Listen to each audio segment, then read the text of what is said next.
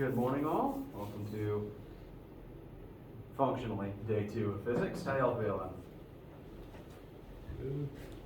All right, good to see, good to hear.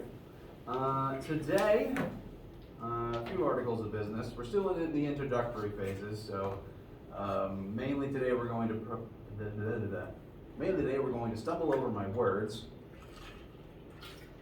followed by talking a little bit about physics itself, and then talk about all the introductory review stuff that is going to be important for the rest of the semester, namely algebra review, because when was the last, just actual poll, because I'm curious, when was the last math class some of you guys had?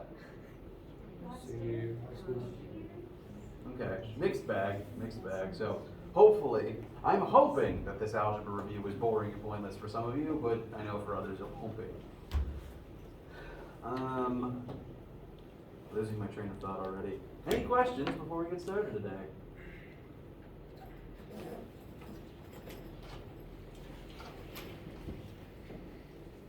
All right. Well, let us begin by taking a quick look at Achieve.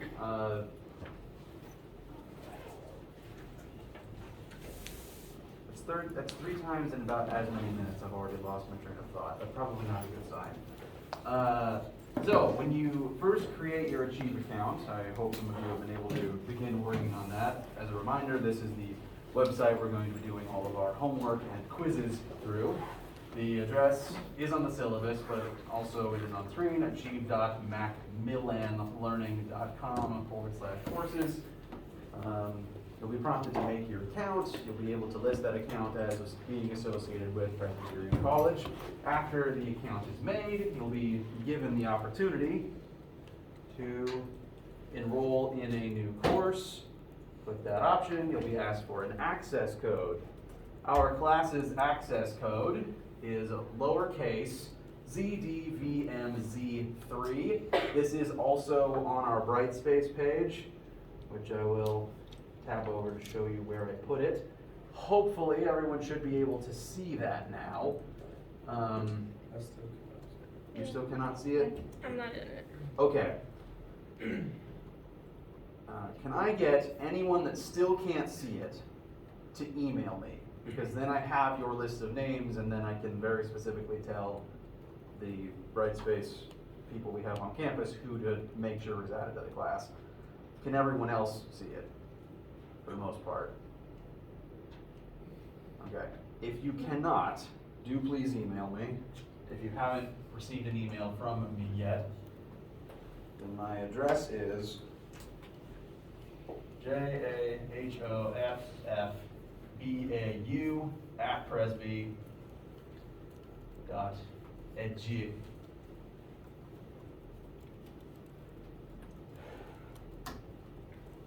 Now, on the Brightspace page, in the Introductions and Resources tab, the course ID is the first thing you will see when you click on that tab itself to read this long, wonderful box of text that I have. So Achieve course ID is right there. Again, I'll say it out loud one more time. ZDVMZ, and then the number 3.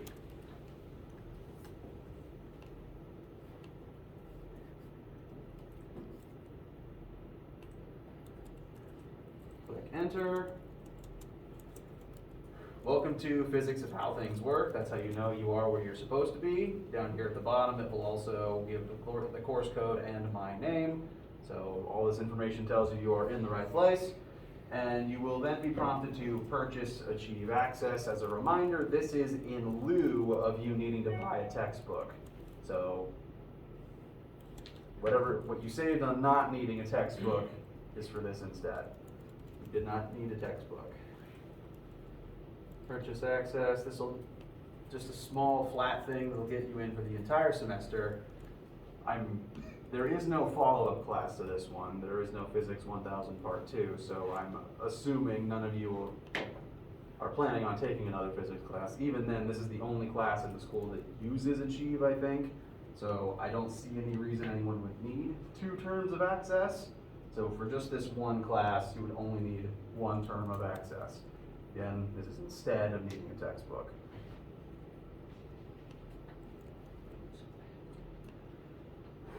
Follow the steps from here and you should be able to log all the way into the class.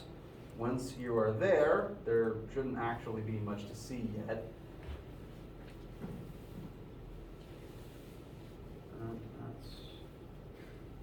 My teacher view might look a little bit different to what you will actually see. Oops. Once you're fully signed into the class,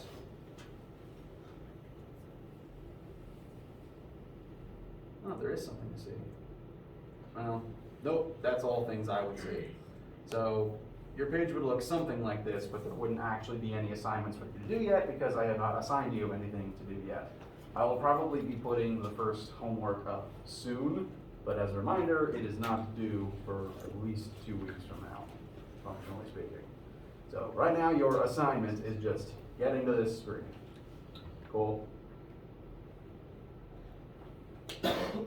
Bless you.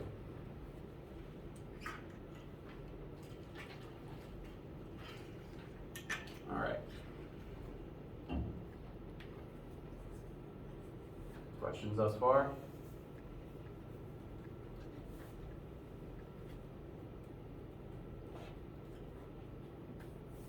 What was the code again?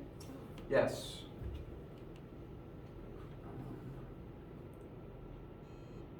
ZDVMZ3.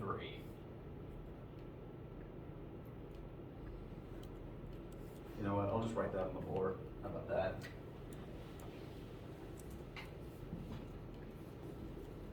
And I will leave this here for some days.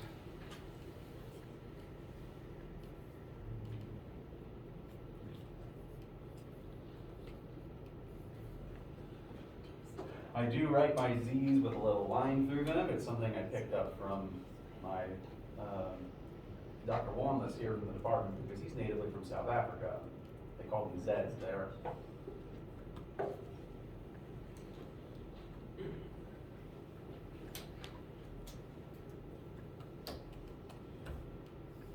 Any other questions so far?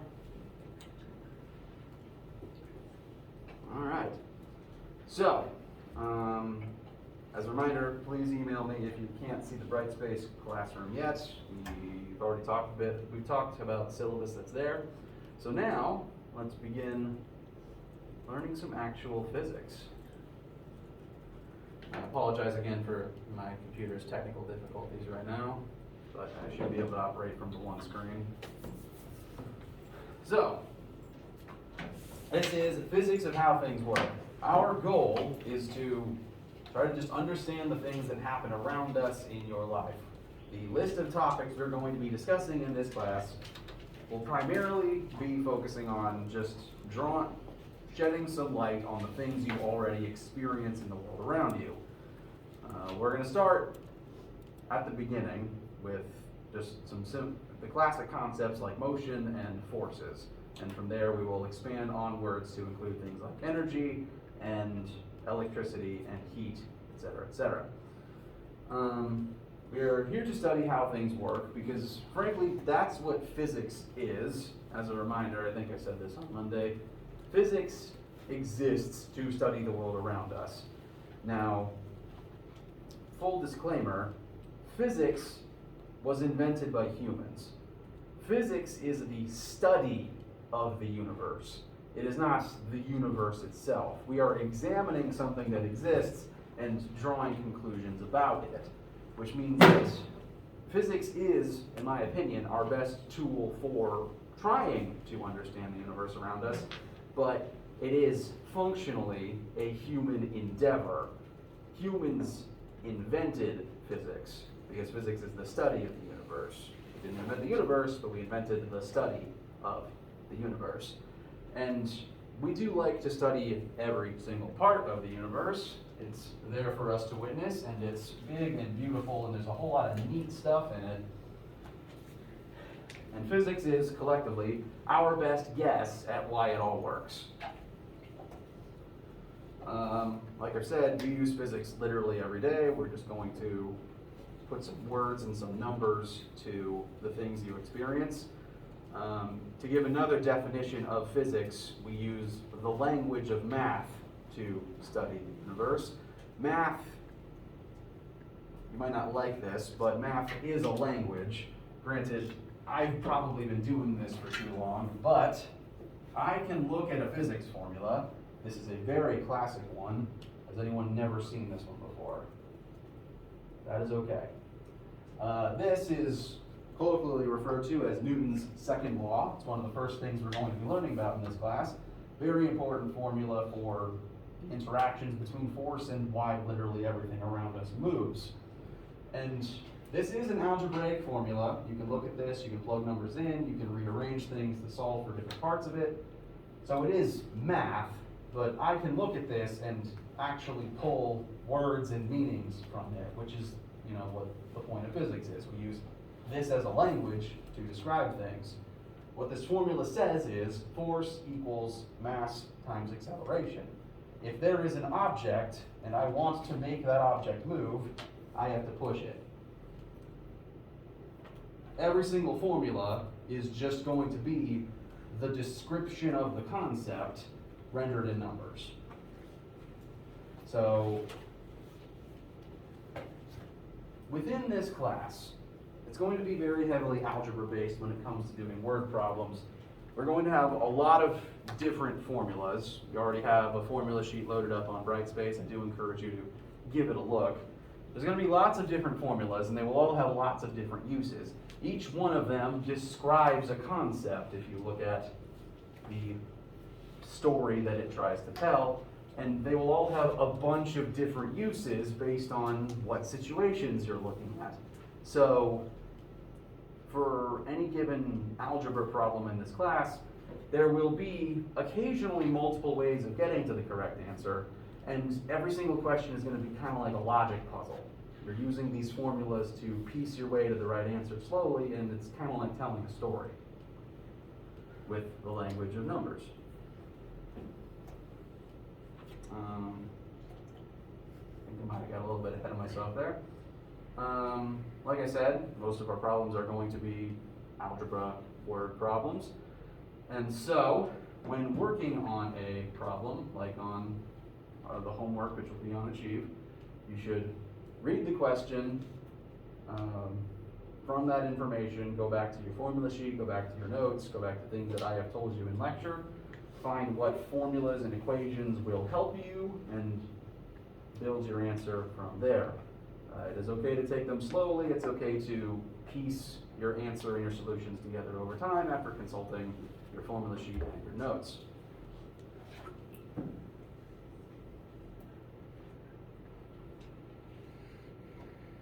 I'm skipping around a little bit. Now, if you ask a physicist, we are admittedly biased because we like physics, but if you ask a physicist, physics is the science. It's, in our opinion, again, we're biased, it's the science from which most other sciences are drawn, because physics examines the universe as a whole, and then other sciences use those pieces of the whole to describe certain specific pieces of the universe. Chemistry is, I would call chemistry, physics applied to very specific reactions and processes. Chemists might disagree with me, they're allowed their opinions. But because physics is a science, we do have to follow the scientific method, which means we are contractually obligated to remind ourselves what the scientific method is. I imagine you do this at the head of most of your science classes, so hopefully this is a review. If you want to do science, which includes physics, one must follow the scientific method, because if you don't follow this list of steps, you are technically not doing science. To loosely summarize this, and to quote a famous mythbuster, the only difference between science and messing around is that you have to write all the stuff that you did down for it to be science. You can blow up all the toilets you want, and as long as you document everything, you're doing science. So let's just step through that documentation briefly. To do science, first you have to observe something happening and ask yourself, why does that happen? Why? Gravity, and you dropped it. Very good. And for hundreds, probably thousands of years, humans were asking that same question. And while Newton was definitely not the first person to ask that question, he's the person who got famous for his attempts to answer it. So, at least as the story goes, Newton observed something falling and started asking questions about why that happens and how we can numerically categorize and measure that. After you ask your question, one must perform research. You guys are probably actually very good about this because every time you've ever wondered about anything, you've probably pulled out your phone to Google it. That's literally doing research. So, you're scientists, congratulations. But you ask a question and you see if anyone else has already tried to answer it. If they have, you will hopefully find the answer and then your curiosity will be satisfied. If no one has already talked about why something happens though, then you've got to start thinking about on your own why something happens, and then you form a hypothesis, which is just the fancy term for a guess. Hypothesis is your best guess as to why something happens. Humans form these all the time. Now, a good hypothesis needs to be something you can actually test, and you have to take into account the conditions of your experiment before they happen, while they're happening, and then after they have completely happened. For example, with the marker dropping, our hypothesis is that due to the force of gravity pulling down the marker, it will move from here to here as it falls. For a good hypothesis and a good experiment, we can verify the marker starts up here, and then we can verify it ends down there. So for a good hypothesis and a good experiment, we must verify all of those things. The opposite end of this is if you, say, find a marker on the ground and you ask yourself how it got there. You technically don't know where it started. You don't know its initial conditions. It could have fallen from up here, or I could have just placed it directly on the floor, or it could have always been there somehow. So that ignores the initial conditions, and that is technically bad science. You can't really proceed further with the scientific method that way. But if you know the initial conditions and you can declare everything that is happening from every single point in the process, you can experiment, which means you do have to collect data, and you do have to write that down. Again, remember that key difference between messing around and actually doing science. Once you have your data, you check your data, and you determine if it supports your hypothesis or not. If it does support your hypothesis, you keep doing it repeatedly to make sure that it keeps supporting your hypothesis. If your data doesn't support your hypothesis, it's probably wrong and you need a new one. Maybe not, maybe you just need to explore things from a different angle, but it means you still have to go back to this stage and revise at least somewhat. If your data does support your hypothesis, and it does this repeatedly, then you want to tell other people about it, because knowledge is kind of useless if you hoard it yourself, at least in my opinion. So you tell people about your experiments, you tell people about your data, and then they will repeat the experiments themselves to verify, oh, does that actually work? Oh, shoot, it does.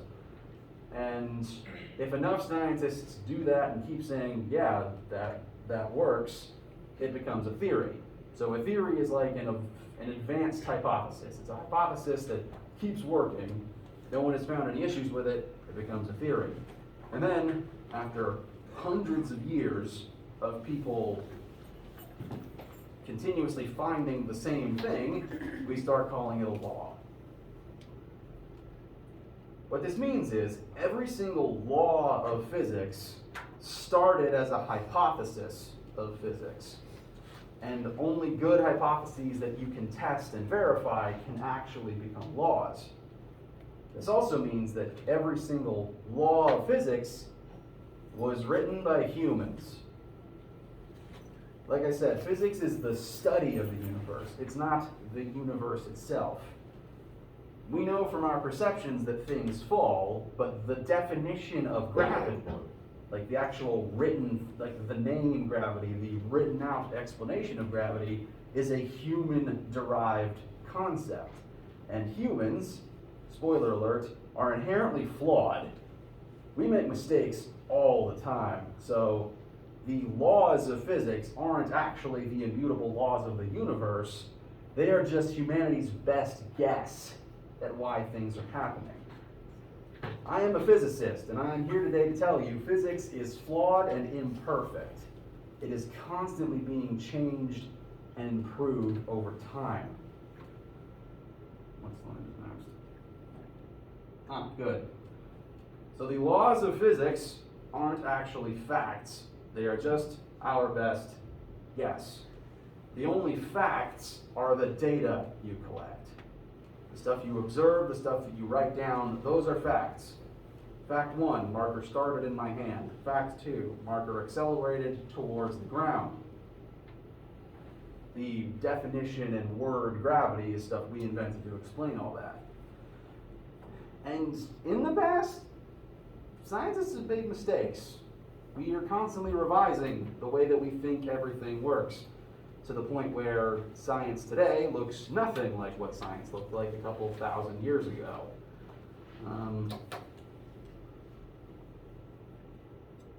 Just checking in, sorry. As a pretty infamous example, if I can tell a story for a moment.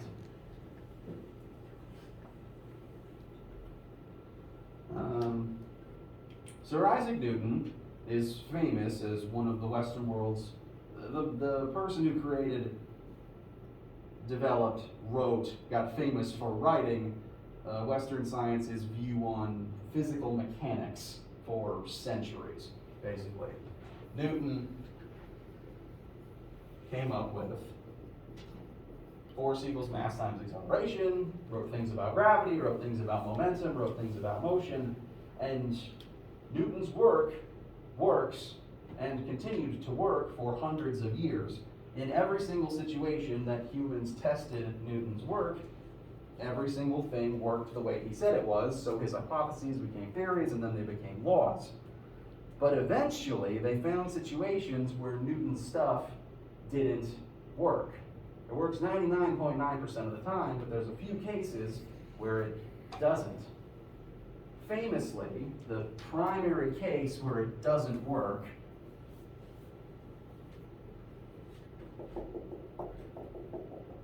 is in plotting the trajectory of Mercury around the sun. So this is Mercury. The M doesn't mean moon, it means Mercury. Using Newton's formulas, astronomers were able to track every other planet through the sky, and that's how we've officially categorized and named and discovered all the planets other than, we could see Mercury. We knew about all the planets, and using Newton's laws, we could track all of them through the sky, put them on star charts, know where they would be, except Mercury. All of the calculations using Newton's work could not accurately place where it would end up. It would always be in a different spot than we expected. And physicists were stumped. They didn't know why Newton's stuff wasn't working. It was clearly flawed, but they didn't know why. Now, I think it's important for scientists to be able to admit when they're wrong, because when they don't, you end up with what happened next. Some physicists just didn't want to admit that Newton's work was flawed because it was so important to how they viewed the universe. So they decided, they did some math using more of Newton's equations, and they said, okay, we know something's gravity must be affecting Mercury's orbit, which means that there must be, secretly there must be, an extra planet that we've never seen before, whose gravity is secretly manipulating Mercury's orbit. And it's conveniently and mysteriously on the other side of the sun from us, which is why we've never seen it. They weave this whole narrative to try to justify how Newton's stuff could keep working, even though they had data that it didn't. And so they put this extra planet on actual star charts. They assumed it must exist, put it on all the maps. And I think for like 100 years, if you got like a toy model of the solar system, there was that extra planet there. And it was called Planet Vulcan. The creator of Star Trek, Gene Roddenberry, deliberately homaged this when he created Spock's homeworld in the TV show. It's named after this fake planet. And it is a fake planet. When we eventually got sophisticated telescopes, we sent them to the other side of the sun, and there's nothing there. Planet Vulcan does not exist. Sorry, Spock. Newton's laws didn't work. They were flawed. They were invented by humans. They didn't actually explain what was going on. And we had this whole century-long debacle because physicists didn't want to admit that. It is important to admit when you're wrong. What is actually happening was explained within the last century by another very intelligent man called Einstein. And at least he is credited with doing the work that eventually gave us the concepts of spatial relativity. If you've ever heard E equals mc squared, he's the one who gave us that. And his work eventually went on to explain why Mercury's orbit was acting up. To make a very long story short,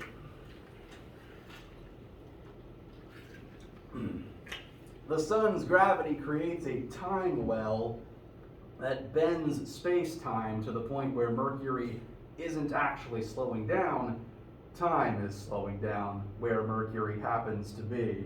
It's a very weird, very complicated situation that I enjoy discussing, but that's not going to be on any test in this class. So again, long story short, it took another 100 years of very smart people banging their heads against chalkboards to actually find the problem.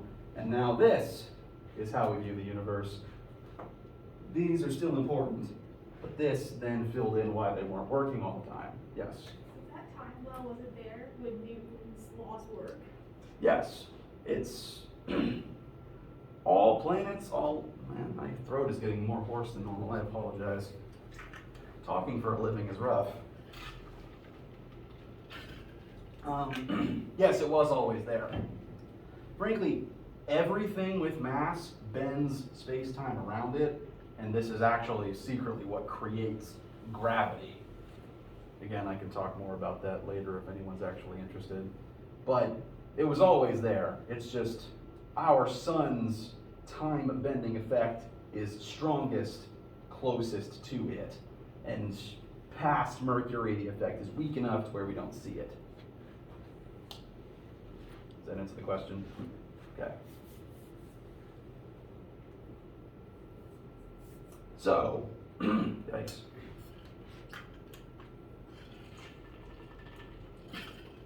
Stay hydrated and do your vocal exercises, everyone. All this to say, physics is flawed, and that's okay. Science in general is flawed, and that's okay. It's our best guess, and I'm going to teach you that best guess. But a couple hundred years from now, we'll probably have even better ways of describing all this stuff. So it's important to keep your mind open to newer, better ways of viewing the world around you. Cool? What time is it? 11:01. 11:01. Cool. I really need to get that clock back on the wall. Apparently there's no AA batteries left in the building, which is why the one clock I own is dead. So, sorry about that. Skipping around a little bit because I've summarized most of this. So, questions so far? Okay. Let's go from high concept to things that actually start involving some numbers. Because in order to do science, one, you have to use the scientific method, but two, for the sake of physics, you are going to need to be able to do some algebra and start taking some measurements. And in this particular class, I assume most science classes, we will be using primarily the metric system. Most physicists in the world tend to use this. Excuse me. How many of you have an amount of experience with the metric system? Okay, an amount at least. Some people are iffy. That's okay, that's why we're starting at the beginning. So, in physics, you need to take data about your experiments, about your observations, about your findings. In order to record that data, you have to literally measure it, and all those measurements have units attached. If you measure how long something is, what's the first unit that comes to mind that you would use to describe that?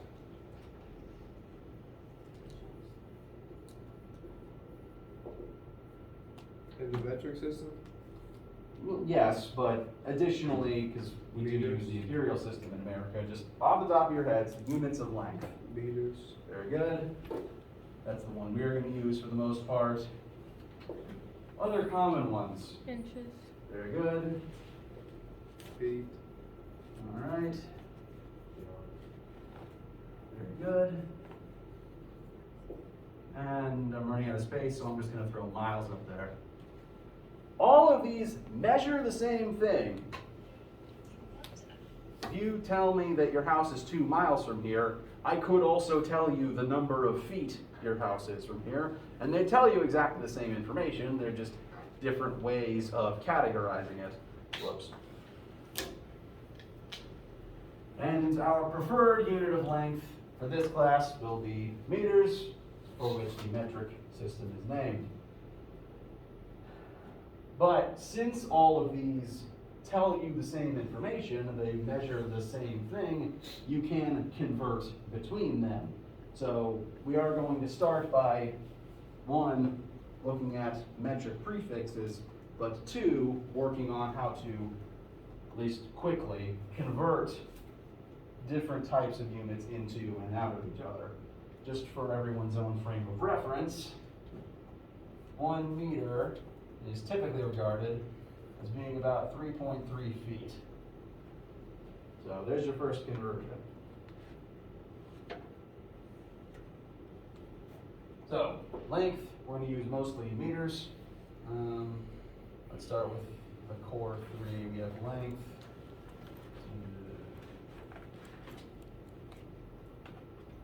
My brain farted, excuse me. Length, mass, there we go. And volume. For a lot of sciences, these are like the core 3 things that we commonly measure. I'm actually going to skip mass for a second. What are common measures of volume that you would use? Meters. Say that again? Meters. Very good.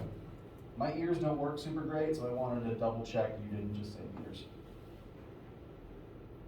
And depending on from what part of the world you're from, liters might be spelled L-I-T-E-R or L-I-T-R-E. They mean the same thing.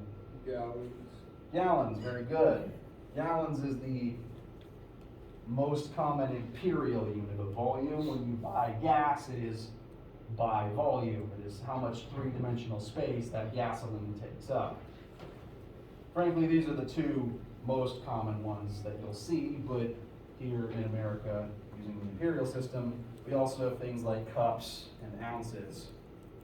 Wait. Ounces. Yeah. I use ounces so infrequently, I don't actually know if it measures weight or volume, but that's a mistake that I'm going to make and not you guys. The metric unit for volume is liters, so it's what we're mostly going to be using. As a reminder, volume is a measure of 3-dimensional space. It's how much room in our 3-dimensional universe something takes up. It's literally length, but in 3 dimensions instead of just 1. Let's also look at mass real quick. This is something that you don't actually measure a whole lot in the imperial system. Most places around the entire world agree that the primary unit of mass is grams. Mass is different to weight. Weight is the force of gravity that acts on something. And that can change based on your altitude and what planet you're on. But mass isn't affected by those things. Mass is a measurement of how much physical matter is inside of inside of anything, really. And If I take this marker to the moon, it will weigh a different amount, because the gravity on the moon is different, but it'll have the same number and same types of atoms in it, so there's the same amount of stuff contained within it. Mass is the measurement of that stuff. It is not the measurement of how much it weighs. We do use weight to determine mass most of the time, but they are technically different things, and I want to go ahead and start differentiating between them. These are the most common metric units. We're going to be using other units because there's loads of things you can measure. For example, time.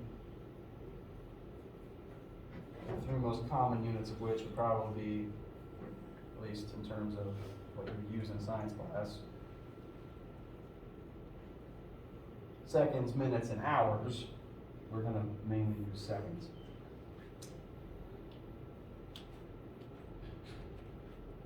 Every time we learn about a new thing we're going to be measuring, I'm going to tell you what unit we're most commonly going to actually use to measure it in.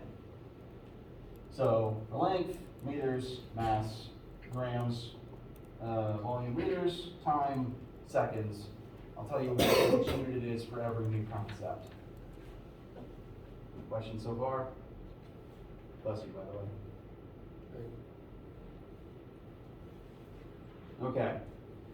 Now, these are the units used within the metric system, but the metric system also comes with something that we refer to as metric prefixes. There is a marked difference between 1 gram of mass versus 1 kilogram of mass. These prefixes exist so that you can take the unit and make it either bigger or smaller by a factor of 10, so that you, for example, if I was to tell you my own mass in grams, the number would be in the millions. But my own mass in kilograms would be 1,000 times smaller. That number is just more manageable as a result of that. If I asked you the distance between here and your house in centimeters, that number would be ridiculous. But if I asked you that number in kilometers, it would be more manageable.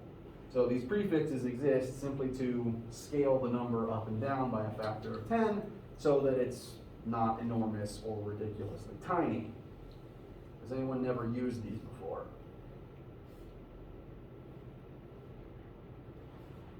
Okay, so everyone has. This is all review. It's okay if it isn't, just want to know. All right.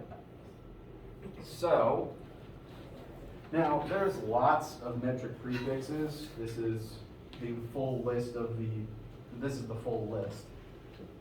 Actually, no. There's even more than this, actually, because past EXA you can get even bigger, frankly. And scientists are going to keep inventing bigger and smaller ones as we keep exploring further out into the universe and further smaller things in our pursuit of quantum mechanics. To go ahead and highlight the ones that we will mainly be sticking to, you do not need to memorize any of these, but there is 7 that you need to be the most familiar with.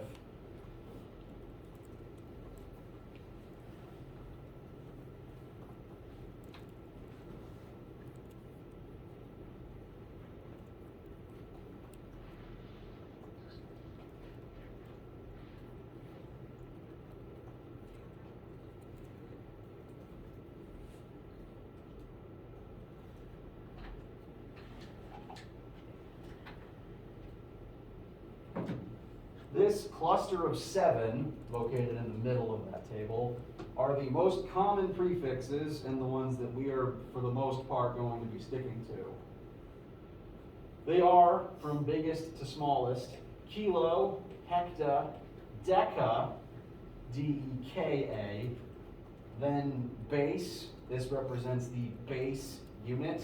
It's not a prefix, it's just, if you're talking about meters, 1 meter goes right there.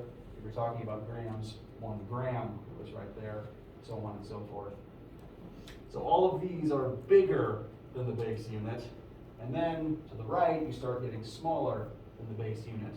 We have deci, which is different from deca, even though they share a root word. Deci, D-E-C-I, centi, and milli.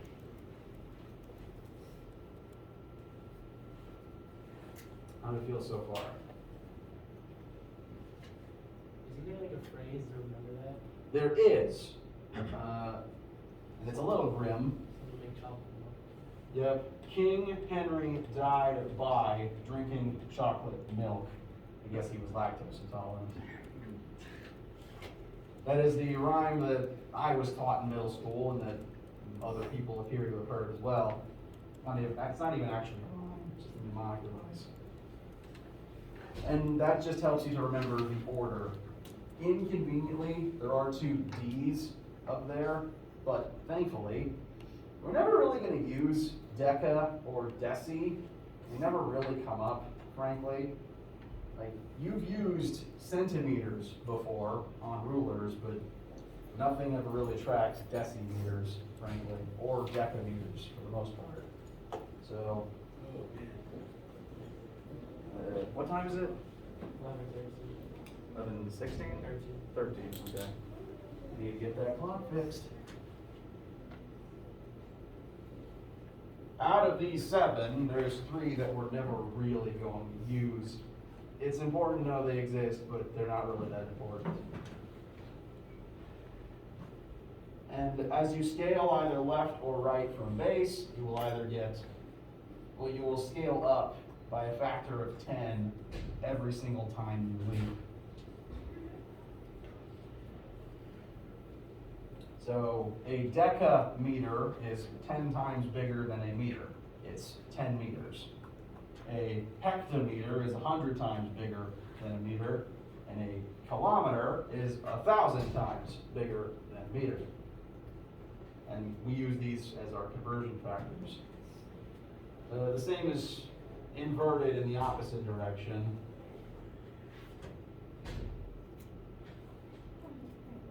Thank you.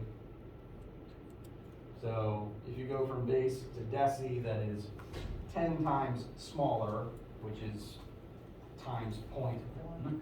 Very good, thank you. Centi would be 100 times smaller, which you can get by multiplying by 0.01. And milli is 1,000 times smaller, times 0.001. Optionally, you can also just divide by 10 each time. What this has the effect of is, as you scale left or right, back and forth, you're just moving the decimal point around.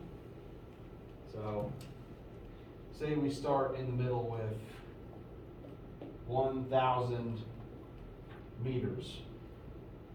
If we scale that to kilometers, which is 1, 2, 3 places over, you take the decimal point and it jumps 3 places over.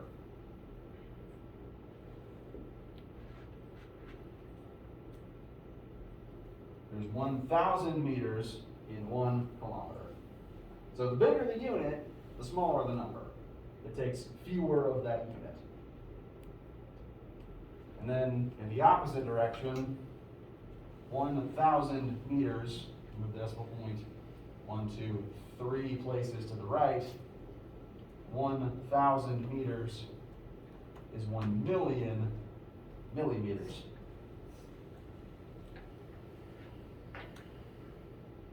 So the smaller the unit, the bigger the number.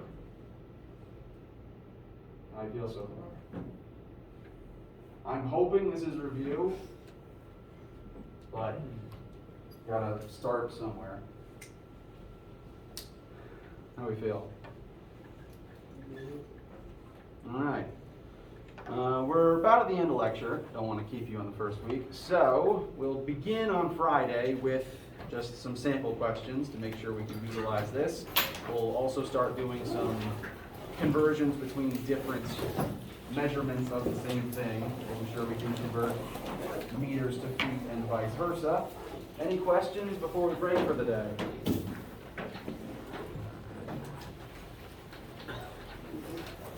All right. If not, see you around. Have a wonderful day. As a reminder, there is no lab this week. if you have Wednesday lab, you don't need to be here at 1:30. Labs will start next week.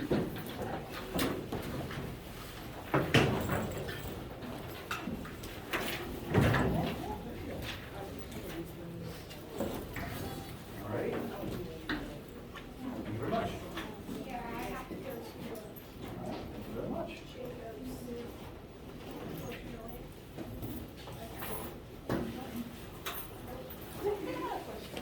All right. Actually, I'm like technically, you know. I just realized that.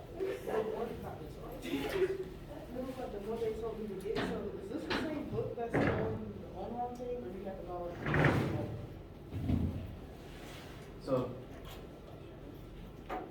the website is the tool we'll do our homework through. So rather than me saying, go to this page and copy down these questions from that, the problems will be online. So you do not physically need that object. So the 42 thing, is that like, is that just the access to the site, or is that a book as Yes. well? There is reference materials, like you will be able to pull out pages from the book that are relevant to the questions. So it is actually kind of like buying the book, it's just you don't have to lug the physical thing around. Sorry for the misunderstanding. You're fine. I just don't see. Sorry. Give me just 1 second to turn my camera off. Okay, yeah.